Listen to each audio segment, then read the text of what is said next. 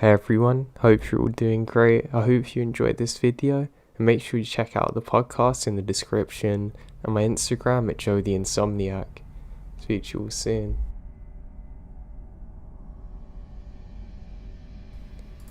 This happened about 5 years ago now. I had gone through a rough breakup, and I was going through a phase where I wanted to be more independent, self-efficient, and generally more okay being alone. I would go to a lot of movies and restaurants by myself, etc. At the time, I'm living in Montana, where spending time outdoors is a prime recreation. Camping solo seems to be a very good exercise in truly being self-reliant, so I packed a little tent and went to the Jerry Johnson hot springs. Jerry Johnson is a natural hot spring with a few small, mostly natural pools of water in the mountains on the border of Montana and Idaho. I'm trying to keep this as brief as possible as I don't want to go into too much detail. What I will say is that it's truly in the middle of nowhere. From the interstate, it's about 1/3 of a mile hike across a bridge into the woods, and from the interstate, it's about a 45-minute drive in the either direction that you've come from before you find any kind of civilization, which is only in the form of a gas station. There isn't a motel or anything attached to the hot springs like you get in some places. It's literally nothing but forest land with a few tiny ponds of warm water, and if you ever go, you'll probably be the only one there. There's plenty of daylight, so I decide I'll go and soak first, and then set up my camp when I'm finished. I make the short hike to find that there's a couple, a man and a woman in their late 30s-ish, in the main pool, and they look very startled at the sight of me. I say a friendly hello from a distance as I approach. At first they don't even reply, just stare. Then the guy pipes up, "What are you doing, man?" I tell him I'm confused. He then says, "Is that you that's been creeping around the woods watching us for the last hour?" I assure them that I have no clue what they're talking about, and they begin telling me that there's someone in the woods way off the trail. Apparently, they've been yelling at him and he doesn't respond. He'll walk away into the woods for a while and reappear somewhere, just watching. After they've been assured that it isn't me, I get undressed and get into the water. Their pupils are huge, like they've ate some mushrooms. I've never asked, but it seems pretty obvious. It's not a big deal. It's basically the perfect setting for it, I guess, but it makes me wonder what they're doing. We talk for a while, first about the creepy guy and then other stuff when the mood lightens, and I'm relieved not to be alone now. I'm a relatively large guy, and I guess there's strength in numbers. No more sightings of the creeper. They get out before me. I'm in the pool by myself for about 10 minutes before I hear shouting in the woods. I decide to cut my soak short, just in case someone's in trouble. I get out, dry off quickly, and get dressed still moist, and I hear a shout. I start quickly hiking. I eventually come across a couple shouting off into the woods things like, "We've got a gun," which they don't. I ask what's going on, and they say the guy was just ominously standing in the path looking at them in the distance. When they started to shout, apparently he retreats into the woods, now out of sight. For all of this though, they never got a good look at him. We walk back to our cars, decide we'll camp near each other. There's an official campground, but you have to pay. The guy tells me he knows another spot which is relatively flat that would work. I agree and follow them. It's not very far. They set up their tent and I set up mine about 100 yards away. I want to give them plenty of space to trip or whatever else they're gonna do there. We're in a dry season, on raw forest floor, so neither of us made a campfire. I got all set up and just sat around reading a book and enjoying nature. The mosquitoes made me retreat into my tent at about 6 PM, and by 9 I'm asleep. At about midnight, I was awoken by the sound of screaming. I grab my flashlight and .22 pistol, put on some shoes but don't tire them, and start running towards the other tent. When I arrived, the two men were standing outside of the tent with their own flashlights completely losing it.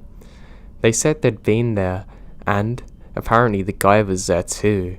They showed me a slice in the wall of their tent that apparently he made with a knife. They haphazardly packed their stuff and hurried away, getting back to their cars. I only realised that I hadn't grabbed my own stuff. I say if they could go back with me, and they said, "Sorry man, you're on your own." I thought about it for a minute. I could come back the next day and get my stuff, but it was over an hour drive in any direction. I did have a gun, but if someone shot at me, even in self-defense, that would be begging another kind of nightmare that would last the rest of my life. I decided I would go back for my stuff. I killed my flashlight and basically went stealth ninja mode back into the trees surrounding the clearing where my tent is. My thought was that if it was really quiet, then I could hear him, but he couldn't hear me. It took me about another 20 minutes to get to where my tent was. When I got back to my tent, it's untouched. I quickly threw on my backpack, put my flashlight in my mouth, grabbed my tent in its fully assembled state with my sleeping bag, still inside, and ran back to the car with a loaded .22 revolver in my hand, stabilizing the awkward tent. I get back to my car and drove away. Now, what didn't really occur to me until later is that I never actually saw that guy, and to this day, I can't even be sure if he was actually there in the woods. I kind of doubt that these people would have sliced their own tent, but at the same time, they were happily hanging out in the wilderness all day, miles away from others. It's possible that they were just messing with me, but if so, they deserve an Oscar, because they seemed absolutely terrified. I hate to think what would have happened if I hung around to find out the truth.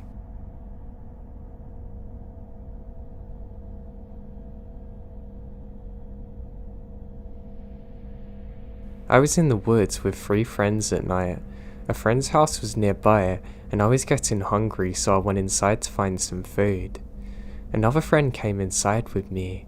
2 friends were still outside. Later on, one of the other 2 who were outside comes in and sees the indoor friend on the couch next to me. They panic and immediately run back outside. I poke my head out the door asking what's going on, and they yell loudly, "That's not Kevin." Everyone come inside and calms down a bit, and the story comes out. They thought the person indoors is with me, Kevin, and have been outside the entire time with them. Why? Because in the darkness of the woods they see a silhouette about the same height walking alongside them silently. Then at some point it ran away, and they were chasing it thinking it's Kevin. The reason my friend called out "that's not Kevin" was to stop the last outdoors friend from chasing whoever there was deeper into the woods. We still have no idea who it was to this day.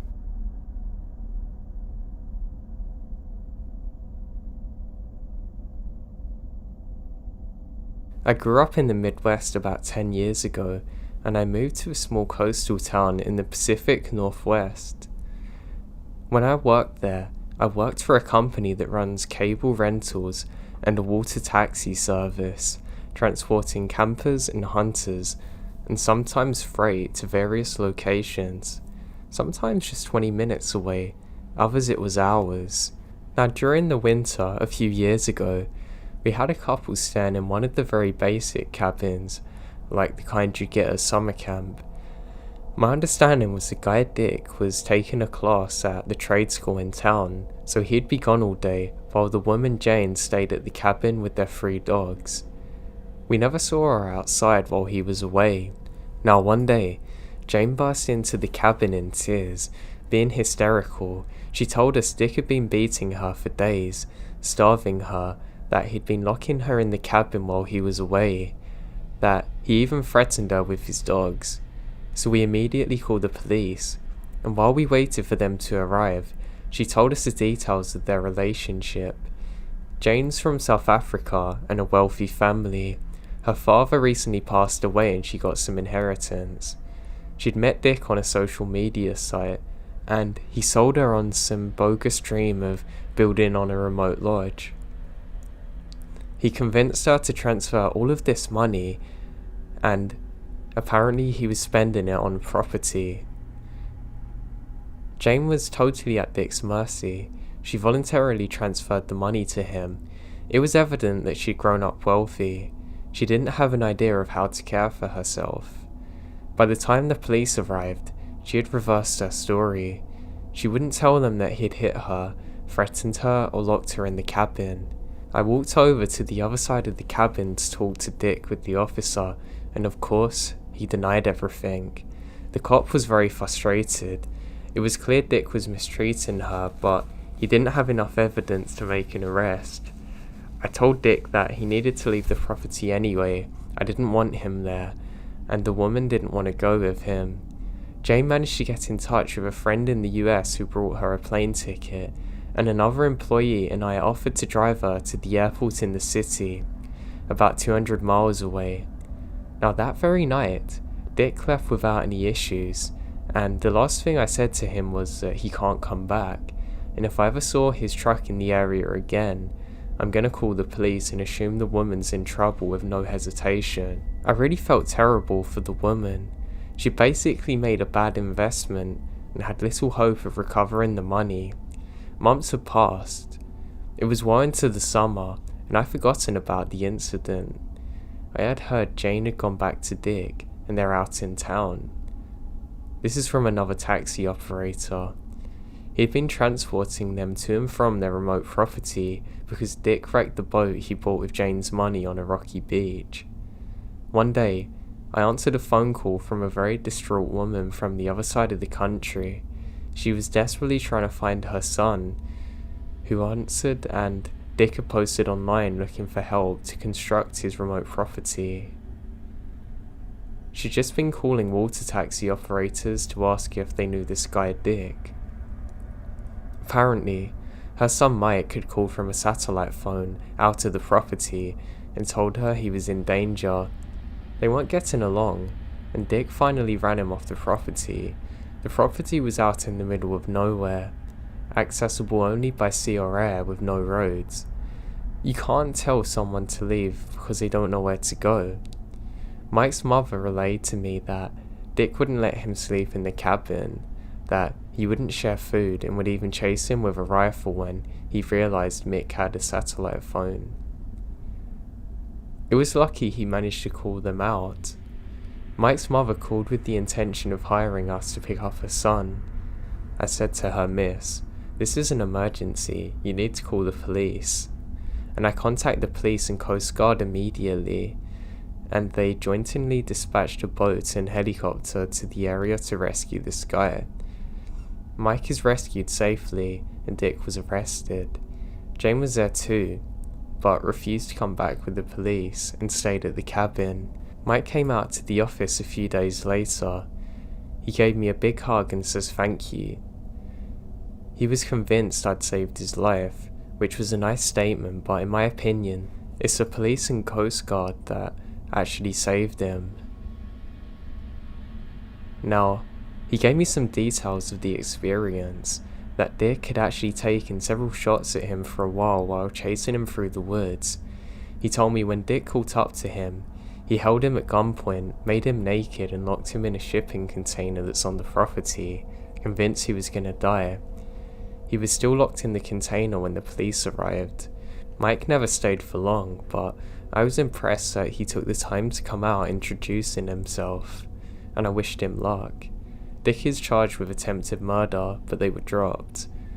Mike ended up with a hefty settlement from the inheritance money that Dick swindled from Jane. I received a phone call later that summer from a property and a reporter in the city. These were asking about what happened. I agreed to tell him what I knew on the condition that he doesn't mention my name or that of the company I work for. The other night I was having a few beers with my old neighbour Al. A young guy had moved into town last year. The story popped into my head, and when I mentioned Dick's name, he perked up. They worked together at a shipyard. I can't believe it, this guy's back in town, without Jane this time working a minimum wage job.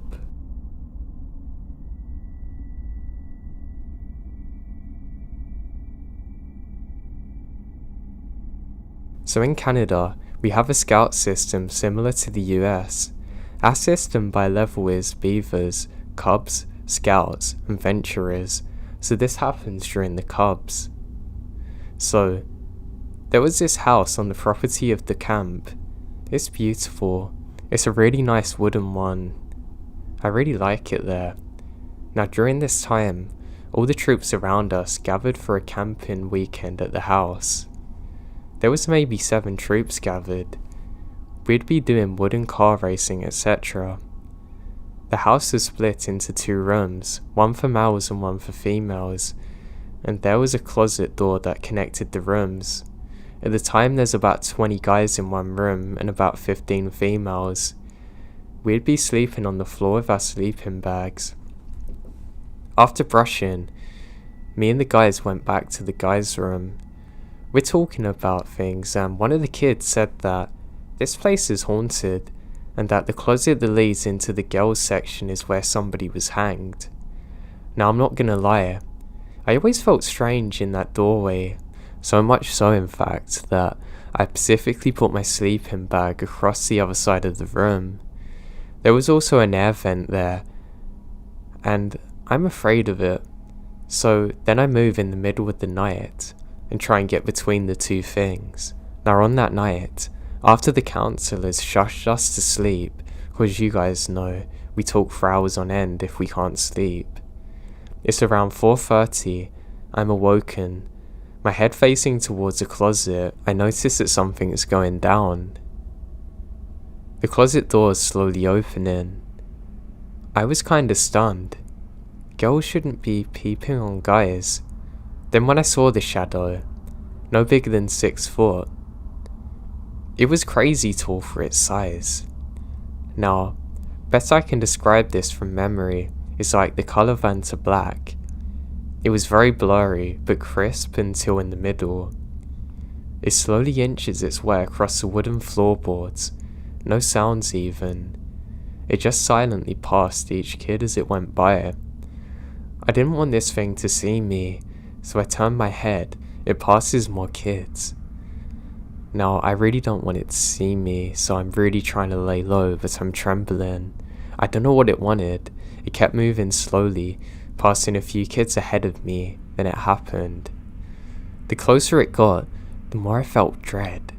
Not only did I feel dread, but the air's getting colder physically. I felt the strangest sensation when it passes me too.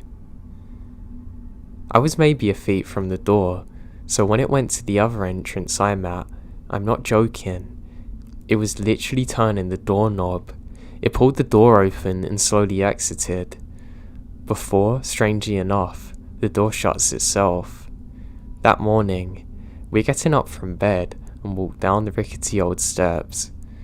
One of the kids said, "Did you guys see the shadow last night?" And maybe 4 kids' eyes widened. We all blurted yes. We talked about it for a short time, and let's just say, after that experience, everyone's sleeping bag was on the other side of the room.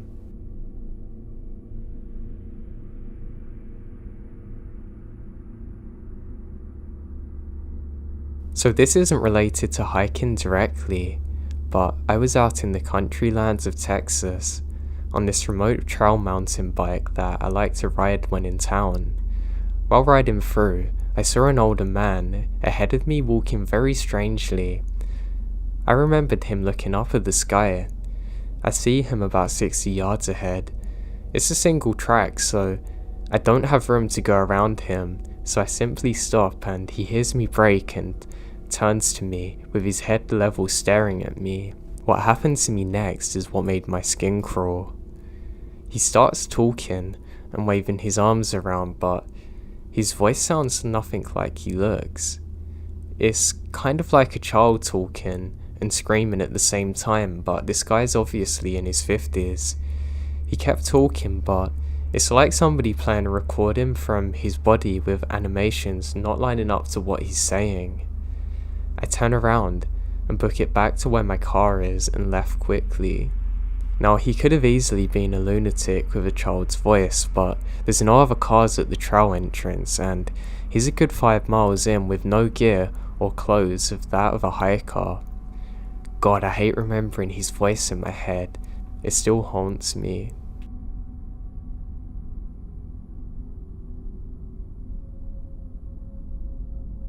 I used to love to go camping in national forests and parks.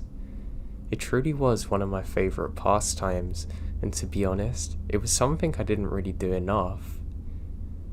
Now, I was lucky enough to live very close to a national forest, and I did take advantage of this many times. I pretty much always go hiking with a few of my friends. We'd have a good time. We didn't necessarily have to do much, but just sitting there talking to each other always made it fun. There was one summer's evening that we all went out on, and we're having really good laughs on the drive there.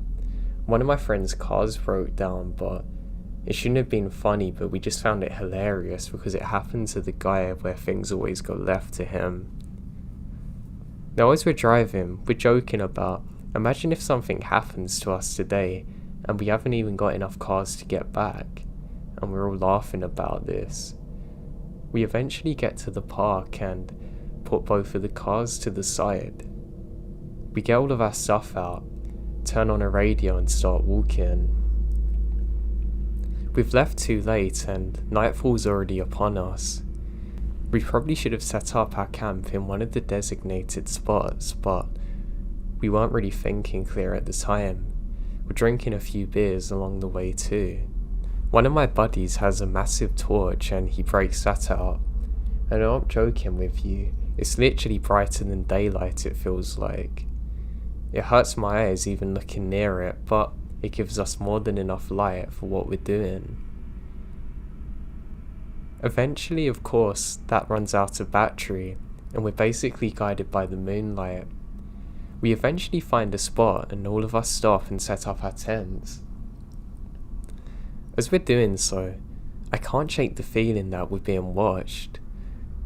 I keep thinking I see things in the shadows, but I'm sure my eyes are just playing tricks on me, so I continually tell myself that it's my mind playing tricks on me. Now, there's a point where I have to get up to pee. My buddy Kevin's already went ahead of me. I can hear him making this stupid screeching sound in the forest. I just start really laughing to myself. When I'm walking, I say, "Kevin, I thought your voice should have dropped by now." I continue walking to a spot that's out of the way of the others. Now, as I'm doing so, I can hear Kevin trying to sneak up on me. He's just moving in and out of the tree line, just close enough that I can still see him. As I turn, I can't stop laughing because it's so obvious what he's doing and it's really not scaring me. I don't even bother talking to him and I continue walking. Now from here, I can see that Kevin's actually walking on a bit of a bank. He's 6'1" or 2" now when he's normally 5'8". His arms look kind of weirdly long and I think that he's put his hands inside of his shirt to make them look different. That's when it hits me. This isn't Kevin. In a heartbeat, I scream and start sprinting back towards the others. I can hear them go dead silent as they're confused as to what's actually going on. They think I'm playing a prank on them, and when I get to them, they're all laughing. Then somebody speaks up and says, "Were you the one making them screamy sounds in the woods?" It's Kevin. He can tell by the look on my face that we need to get out of there, and without saying another thing, we pack up all of our things and get to the trucks as quick as we possibly can. We even drove the one that had the flat tire, but it doesn't matter now, we need to get out of there. As we're saying this, the whole time my buddy's explaining to me, I thought we were being followed, but I never said it. There was some tall thing following us in the tree line. I just thought I was being stupid. I frantically said, "Why didn't you tell us?" And he said, "I thought my mind was playing tricks on me." I'm really struggling to explain what I saw. Now I know for a fact that whatever was following me wasn't a normal person, or at least couldn't be made by a normal person because of the sounds it made. When I realised that it wasn't Kevin walking on the bank and this thing really was massive, it really shook me to my core. We went straight to the park ranger and he said that there was other people reporting that there was something over 6 feet moving through the forest at a jogging pace it never seemed to let up. People described it as having fur covering its body and almost glowing eyes. They were the ones who saw this in the daylight. They sent out a patrol and couldn't find anything. All they reported was a strange odour that wouldn't seem to leave the forest. I never went camping like that again, and even if I hear animals scream, it always brings me back to that moment and realising that it was not Kevin.